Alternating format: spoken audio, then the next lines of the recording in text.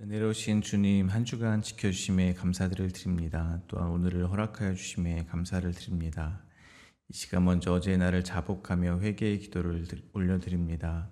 저희들이 신앙을 돌아봅니다. 눈에 보이는 것만을 쫓아서 이 땅의 매인 삶을 살아가는 저희를 긍휼히 여겨 주시옵소서.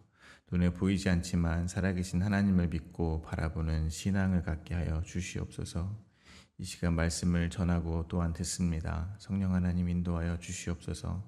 사람의 생각이 아니라 하나님께서 말씀하시고자 했던 말씀들을 들을 수 있도록 하나님 인도하여 주시옵소서. 예수 그리스도의 이름으로 기도하오며 하늘에 계신 아버지, 오늘 제가 주님의 임재 안에서 살고 주님을 더욱더 기쁘시게 하기를 기도합니다.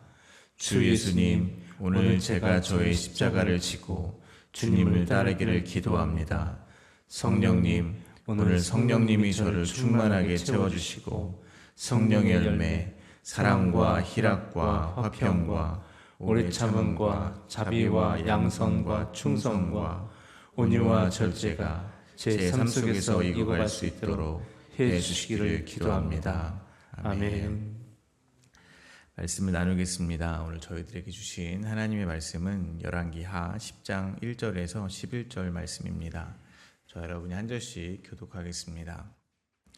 아합의 아들 70명이 사마리아에 있는지라 예후가 편지들을 써서 사마리아에 보내서 이스라엘 귀족들 곧 장로들과 아합의 여러 아들을 교육하는 자들에게 전하니 일러스되 너희 주의 아들들이 너희와 함께 있고 또 병거와 말과 견고한 성과 무기가 너희에게 있으니 이 편지가 너희에게 이르거든. 너희 주의 아들들 중에서 가장 어질고 정직한 자를 택하여 그의 아버지의 왕자에 두고 너희 주의 집을 위하여 싸우라 하였더라. 그들이 심히 두려워하여 이르되 두 왕이 그를 당할지 못하였거든 우리가 어찌 당하리요 하고 그 왕궁을 책임지는 자와 그 성읍을 책임지는 자와 장로들과 왕자를 교육하는 자들이 예후에게 말을 전하여 이르되 우리는 당신의 종이라 당신이 말하는 모든 것을 우리가 행하고 어떤 사람이든지 왕으로 세우지 아니하리니 당신이 보기에 좋은 대로 행하라 한지라. 예후가 다시 그들에게 편지를 붙이니 일렀을 만일 너희가 내 편이 되어 내 말을 너희가 들으려거든 너희 주의 아들 된 사람들의 머리를 가지고 내일 이맘때에 이스라엘에 이르러 내게 나오라 하였더라. 왕자 70명이 그 성읍의 귀족들 곧 그들을 양육하는 자들과 함께 있는 중에 편지가 그들에게 이름에 그들이 왕자 70명을 붙잡아 죽이고 그들의 머리를 광주리에 담아 이스라엘 예후에게 보내니라. 사자가 와서 예후에게 전하여 이르되 그 무리가 왕자들의 머리를 가지고 왔나이다 이르되 두 무더기로 싸 내일 아침까지 문 어귀에 두라 하고 이튿날 아침에 그가 나가 서서 뭇 백성에게 이르되 너희는 의롭도다. 나는 내 주를 배반하여 죽였거니와 이 여러 사람을 죽인 자는 누구냐. 그런즉 이제 너희는 알라 곧 여호와께서 아합의 집에 대하여 하신 말씀은 하나도 땅에 떨어지지 아니하리라. 여호와께서 그의 종 엘리야를 통하여 하신 말씀을 이제 이루셨다 하니라. 함께 읽겠습니다. 예후가 아합의 집에 속한 이스라엘에 남아있는 자를 다 죽이고 또 그의 귀족들과 신뢰받는 자들과 제사장들을 죽이되 그에게 속한 자를 하나도 생존자를 남기지 아니하였더라. 아멘. 요람 왕과 함께 예후 앞에 나왔던 아하시아 왕은 요람 왕이 죽는 것을 보자 도망하였습니다. 그러나 그도 예후의 손에 죽게 되었습니다. 아하시아를 죽이고 예후는 이스라엘로 가서 이세벨을 죽였습니다. 이세벨은 엘리야를 통해 하신 말씀처럼 그의 시체를 개가 먹어버렸습니다. 오늘 본문에서 예후는 사마리아에 있는 아합의 아들들 70명을 심판합니다. 오늘 본문은 두 문맥으로 나누어 묵상하도록 하겠습니다. 첫 번째 문맥입니다. 첫 번째 문맥은 1절부터 5절입니다. 예후는 사마리아에 있는 장로들과 아합의 여러 아들을 교육하는 자들에게 첫 번째 편지들을 보내어 왕을 세우고 자신에게 대항하라고 말합니다. 그러나 그들은 예후를 두려워하여 왕을 세우지 않고 예후가 보기에 좋은 대로 하라고 말을 합니다. 두 번째 문맥입니다. 두 번째 문맥은 6절부터 11절입니다. 예후는 그들에게 다시 편지를 붙여서 만일 자기를 따르려거든 왕의 아들 된 사람들의 머리를 가지고 오라고 합니다. 그의 말에 따라서 그들은 왕자 70명을 죽이고 머리에 광주리를 담아 예후에게 보냅니다. 예후는 여호와의 말씀이 이루어졌다 선포합니다. 첫 번째 문맥입니다. 1절입니다. 아합의 아들 70명이 사마리아에 있는지라 예후가 편지들을 써서 사마리아에 보내서 이스라엘 귀족들 곧 장로들과 아합의 아들 여러 아들들을 교육하는 자들에게 전하니 일렀으되 하나님께서는 북이스라엘 왕 요람 왕과 남유다의 왕 아하시아 왕 그리고 아합의 아내인 왕후 이세벨까지 예후의 칼로 심판하셨습니다. 그리고 아합의 집에 남은 사람들을 진멸하기 위해서 하나님께서는 예후를 사용하고 계시는 것입니다. 성경에서 70은 전체 완전이라는 상징적인 의미를 포함하고 있습니다. 그리고 아들이라고 번역된 단어는 아들뿐만 아니라 광범위하게 후손이라는 의미로도 사용이 됩니다. 즉 오늘 본문에서 진멸이 되는 아합의 아들 70명은 아합의 후손들을 완전히 진멸할 것임을 나타내고 있는 것입니다. 오늘 본문 1절에 의하면 아합의 아들 70명은 사마리아에 있습니다. 그리고 그곳에는 이스라엘 귀족들 곧 장로들과 아합의 여러 아들들을 교육하는 자들이 함께 있었습니다. 이스라엘의 귀족들 곧 장로들은 아마도 예후의 역모를 피해서 사마리아로 피신해 왔을 가능성이 있습니다. 어쨌든 1절에서 저희가 발견할 수 있는 것은 이것입니다. 이세벨의 음행과 술수, 즉 우상 숭배의 목적은 자기 자아의 확장, 즉 이 땅에서의 풍요와 힘을 누리기 위함이라는 것입니다. 그러한 이세벨의 음행과 술수가 가득했던 이스라엘에서 귀족, 곧 장로, 그리고 왕의 후손들을 가르치는 사람들이 되었다는 것은 그들 역시 이세벨의 음행과 술수를 적극 지지하고 그 뜻에 동참했던 자들이라는 뜻이 될 것입니다. 그러니까 그들 안에도 역시 이세벨의 음행과 술수가 이미 가득한 것입니다. 그러한 이들이 가르치는 것은 그들이 무엇을 가르치든지 아마 그 목적은 이 땅에서의 풍요일 것입니다. 다르게 표현하면 이 땅에서 하나님의 백성은 나그네로 본향을 찾는 이들로 살아야 함을 가르쳐 주어야 하는데 그들이 무엇을 가르쳤든 이 땅에서 어떻게 하면 더 깊게 정착하고 더 풍요롭게 살아갈지에 대해서 가르쳤을 것이라는 말이 될 것입니다. 즉 그들이 설사 하나님의 말씀을 가르쳤다 하더라도 그들은 하나님의 말씀을 이용하여 자기를 더 풍요롭게 하는 것을 가르쳤을 것이라는 것입니다. 그러므로 저희는 저희를 또한 돌아볼 수 있습니다. 저희가 저희의 자녀들에게 가르치고 있는 것은 이 땅에서 정착하여 더 풍요롭게 사는 것인가? 즉, 이 땅의 풍요를 위한 음행과 술수인가? 아니면 저희의 자녀들, 후손들로 하여금 이 땅에서 나그네요 본향을 찾는 자로 살아가게 하는 것인가? 돌아볼 수 있다는 것입니다. 히브리서 11장 13절에서 16절입니다. 이 사람들은 다 믿음을 따라 죽었으며 약속을 받지 못하였을 때 그것들을 멀리서 보고 환영하며 또 땅에서는 외국인과 나그네임을 증언하였으니 그들이 이같이 말하는 것은 자기들이 본향 찾는 자임을 나타냄이라. 그들이 나온 바 본향을 생각하였더라면 돌아갈 기회가 있으려니와 그들이 이제는 더 나은 본향을 사모하니 곧 하늘에 있는 것이라. 이러므로 하나님이 그들의 하나님이라 일컬음을 받으심을 부끄러워하지 아니하시고 그들을 위하여 한 성을 예비하셨느니라.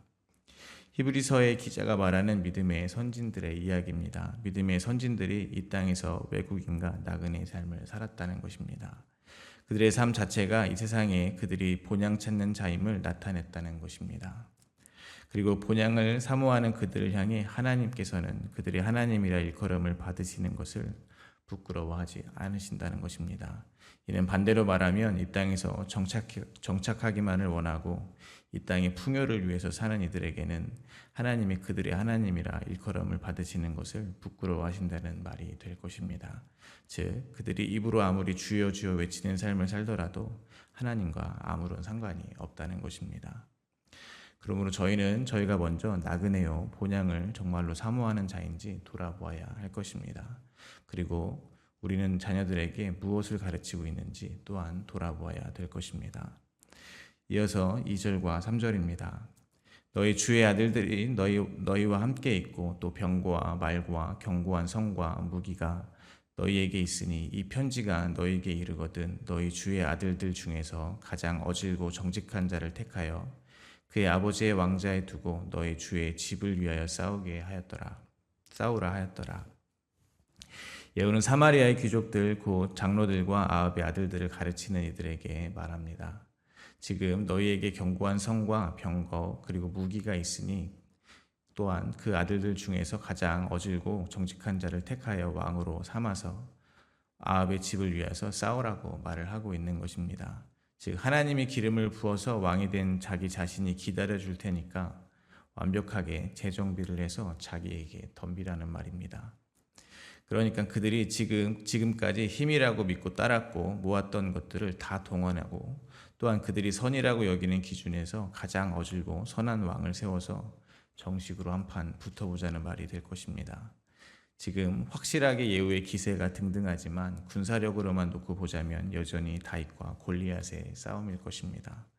그러나 다윗이 골리앗을 향하여 담대하게 나아갈 수 있었던 것은 다윗에게는 만군의 여호와 하나님의 이름이 있었기 때문이었던 것처럼 예후는 하나님의 말씀, 즉 하나님의 뜻을 가지고 있다는 것입니다. 그래서 예후는 그들에게 담대하게 선포할 수 있는 것이라고 생각합니다. 어쩌면 조롱에 가까운 예후의 제안에 그들은 다음과 같이 대답합니다. 4절과 5절입니다. 그들이 심히 두려워하여 이르되 두 왕이 그를 당하지 못하였거든 우리가 어찌 당하리요 하고 그 왕궁을 책임지는 자와 그 성읍을 책임지는 자와 장로들과 왕자를 교육하는 자들이 예후에게 말을 전하여 이르되 우리는 당신의 종이라 당신이 말하는 모든 것을 우리가 행하고 어떤 사람이든지 왕으로 세우지 아니하리니 당신이 보기에 좋은 대로 행하라 한지라. 예후의 제안에 그들은 감히 예후에게 덤빌 생각을 하지 못합니다.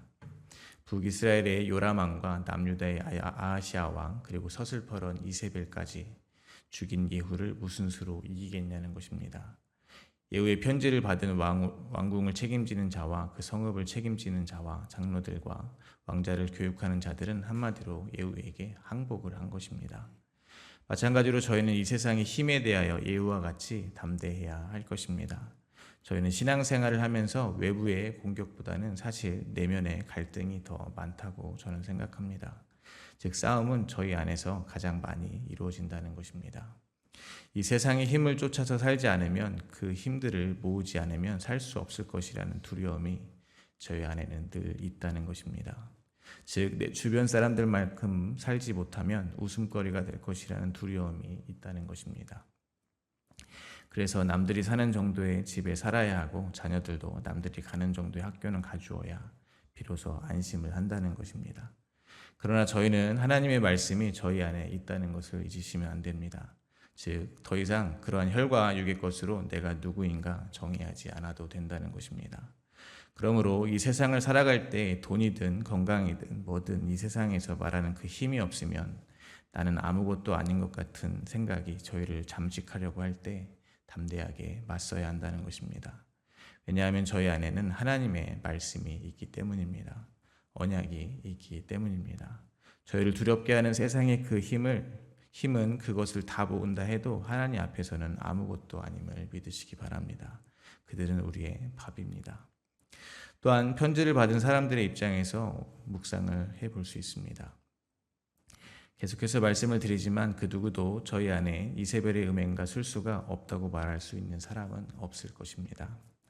그러므로 저희는 오늘 이 편지를 받은 사람들의 입장에 서서 묵상을 할 수 있는 것입니다.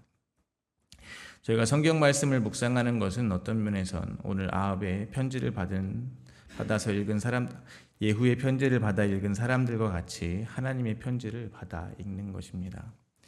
그럼 저희가 성경을 매일 묵상하면서 내리는 결론이 무엇이어야겠습니까? 더욱더 우상을 섬겨 나를 견고하게 만들기를 결단하는 아합의 길로 가는 것은 결코 아닐 것입니다. 분명 저희는 매일매일 성경을 읽고 묵상하며 저희가 부인되어야 함을 발견하게 될 것입니다. 모든 주권이 하나님께 있었다는 것을 발견하게 된다는 것입니다. 예수 그리스도께서 우리의 왕 되심을 깨닫게 된다는 것입니다. 한마디로 성경을 읽으면 읽을수록 주님께 항복하게 된다는 것입니다. 더 이상 저희의 경험과 지식 그리고 선한 성품과 행위 등을 끌어모아서 예수님 앞에 나아갈 시도를 하지 않게 된다는 것을 깨닫게 됩니다. 그러므로 저희는 성경을 읽으며 나의 왕좌를 주님께 내어드리게 되기를 바랍니다. 성경 말씀이 출애굽한 이스라엘 백성이 여호와라 불렀던 금송아지가 되지 않기를 간절히 기도드립니다. 두 번째 문맥입니다. 6절과 7절입니다. 예후가 다시 그들에게 편지를 붙이니 일렀으되 만일 너희가 내 편이 되어 내 말을 너희가 들으려거든 너희 주의 아들 된 사람들의 머리를 가지고 내일 이맘때 이스라엘에 이르러 내게 나오라 하였더라. 왕자 70명이 그 성읍의 귀족들 곧 그들을 양육하는 자들과 함께 있는 중에 편지가 그들에게 이르매 그들이 왕자 70명을 잡아 죽이고 그들의 머리를 광주리에 담아 이스라엘 예후에게 보내니라. 예후는 그들에게 다시 편지를 씁니다. 그리고 그들의 말이 진심이라는 것을 증명할 것을 요구합니다. 만일 그들의 예후의 편이 되는 것이 사실이라면 아합의 아들들의 머리를 가지고 자기에게 나아오라는 것입니다. 그리고 그들은 왕자 70명, 그래서 그들은 왕자 70명을 잡아 죽이고 그 머리를 광주리에 담아서 예후에게 보내 자기들의 말이 거짓이 아님을 증명했습니다. 열왕기서의 저자는 그 편지가 귀족, 즉 왕자들을 교육하던 사람들이 왕자들과 함께 있을 때 도착했다고 말함으로써 왕자들을 죽인 자들이 그들을 교육하던 자들이라는 것을 강조하는 것 같습니다. 그러므로 이들에게 일어난 일이 얼마나 참혹한 것인지 저희는 또한 보게 됩니다. 자기가 정성을 다해서 양육하던 제자를 직접 죽이는 것은 마치 자기 손으로 자기 자녀를 죽이는 고통과 맞먹을 것입니다. 이를 통해서 저희는 이세벨의 죄가 얼마나 끔찍한 결과를 가지고 오는지 다시 한번 깨닫게 되는 것 같습니다. 동시에 저희가 얼마나 끔찍한 형벌에서 구원을 받은 것인지에 대해서도 또한 깨닫게 되는 것 같습니다. 또 한 가지 생각하게 되는 것은 이것입니다. 하나님의 말씀을 통해서 하나님께 항복한 자들의 모습입니다. 예후에게 항복한 자들에게 예후가 결단의 증거를 요구했습니다. 그 요구는 아합의 아들들의 머리를 잘라 가져오는 것입니다. 왕자들의 머리를 자른 이들은 앞서 말씀드렸듯이 그들을 양육하던 자들이었습니다. 스승이었습니다. 스승에게 제자는 어떠한 면에서 보면 스승의 열매입니다. 스승이 그동안 배우고 경험한 것들을 집약하여서 가장 필요한 것을 제자들에게 가르치기 때문입니다. 그리고 좋은 제자는 스승의 가르침에 따라 그대로 스승의 길을 가는 제자일 것입니다. 그러므로 더욱 스승에게 제자는 자기 자아의 확장이라고 볼 수 있습니다. 그러니까 그들이 예후에게 항복하자마자 해야 하는 일이 자기의 가치관과 세계관의 집약체라고 할 수 있는 제자들의 머리를 자르는 것이었다는 것입니다. 뒤집어 말하면 지금까지 자기가 옳다고 여기던 지식과 가치관은 자기를 살릴 수 없는 것이었음을 인정하고 고백하는 것이었다는 말이 될 것입니다. 마찬가지로 저희가 하나님께 항복한다는 것은 그동안에 자기의 가치관, 자기의 생각으로 살던 것이 잘못된 것이라는 것을 고백하는 것입니다. 그리고 이제는 예수님의 가치관, 예수님의 세계관으로 살겠다고 고백하는 것이라는 것입니다. 이를테면 내 머리가 있던 자리에 십자가에서 죽기까지 순종하신 예수님의 머리가 올라가는 것입니다. 즉 하나님을 대적하여 높아진 나의 이론과 나의 생각들이 잘려나가고 말씀이 인도하시는 대로 살게 된다는 것입니다. 내 뜻, 내 생각대로 사는 것이 아니라 이제 하나님의 뜻, 하나님의 생각대로 살기를 고민하고 노력하는 것이 곧 저희가 하나님께 항복한 자로서 내어놓아야 하는 증거요 결단이라는 것을 잊지 마시기를 바랍니다. 그리고 그렇게 나는 부인되었고 대신 예수님의 머리가 그 머리를 대신한 사람들이 모인 곳이 또한 그리스도의 몸된 교회라는 것을 잊지 마시기 바랍니다. 예후는 아합의 왕자의 머리를 성문 입구에 쌓아두라고 합니다. 성읍을 오가는 백성들에게 아합의 가문이 멸절했다는 것을 보여주는 것입니다. 그리고 백성들에게 연설합니다. 9절입니다. 이튿날 아침에 그가 나가 서서 뭇 백성에게 이르되 너는 의롭도다. 나는 내 주를 배반하여 죽였거니와 이 여러 사람을 죽인 자는 누구냐? 예후는 뭇 백성들에게 말합니다. 너희는 의롭다는 것입니다. 쉽게 말해서 예후는 두려움에 쌓여 있을 수 있는 백성들을 죽일 이유가 없다고 말하는 것입니다. 걱정하지 말라는 것입니다. 그리고 자기가 요람을 배반하여 죽였다고 고백합니다. 그런데 이 많은 아합의 아들들을 죽인 자는 자기가 아니라고 하는 것입니다. 그래서 이 많은 사람을 죽인 이가 누구냐고 묻고 있는 것입니다. 그리고 예후는 이 모든 것은 하나님의 말씀의 성취라고 말하고 있습니다. 10절입니다. 그런즉 이제 너희는 알라 곧 여호와께서 아합의 집에 대하여 하신 말씀은 하나도 땅에 떨어지지 아니하리라. 여호와께서 그의 종 엘리야를 통하여 하신 말씀을 이제 이루셨도다 하니라. 예후는 말합니다. 그런즉 너희는 알라는 것입니다. 내가 죽이지 않아도 너희의 귀족들이 아합의 아들들을 모두 죽였다는 것입니다. 그러므로 자기가 요람을 배반하여 죽인 것과 아합의 아들들을 교육하는 자들로 인하여 아합의 아들들이 모두 죽게 된 것은 모두 엘리야를 통하여 하나님이 하신 말씀이 성취된 것일 뿐이라는 것입니다. 그러므로 예후는 자신은 하나님의 말씀을 이루는 일을 한 것이라고 말하고 있는 것입니다. 자신은 사리사역에 의해서 반역한 반역자가 아니라 하나님 보시기에 선한 일을 지금 한 것이라고 하는 것입니다. 예후는 지금 북이스라엘의 왕이 됨에 있어서 백성들에게 자기가 정당하다는 것을 나타내고 있는 것입니다. 하나님께서 엘리야를 통해 말씀하신 것은 죄에 대한 완전한 심판이었고 그 말씀이 예후를 통하여 이루어지는 과정 중에 재밌는 것은 뭇 백성들이 의인으로 선포가 되었다는 것입니다.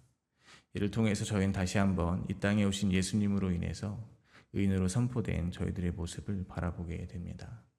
저희는 예수님이 홀로 성취하신 일을 전가받았음을 기억하시기를 바랍니다. 말씀을 맺겠습니다. 11절입니다.